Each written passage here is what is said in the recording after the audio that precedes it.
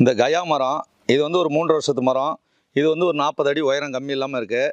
எனக்கு வந்து நெல்லில் பிடிச்சது கருப்பு கவுனியம், மரத்தில் பிடிச்சது வந்து இந்த கயாவும் கருங்காலியும் வச்சுது. இது வந்து நல்ல வேல்யூவான மரம். இது நல்ல எருவு தர மரம்.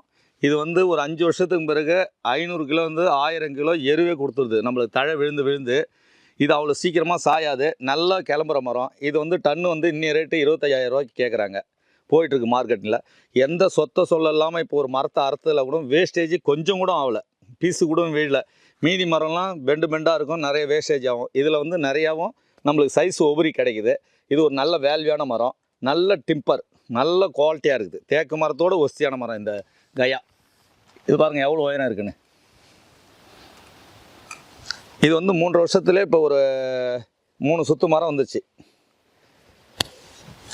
என்கிட்ட இதேமாரி 100 மரம் இருக்குது.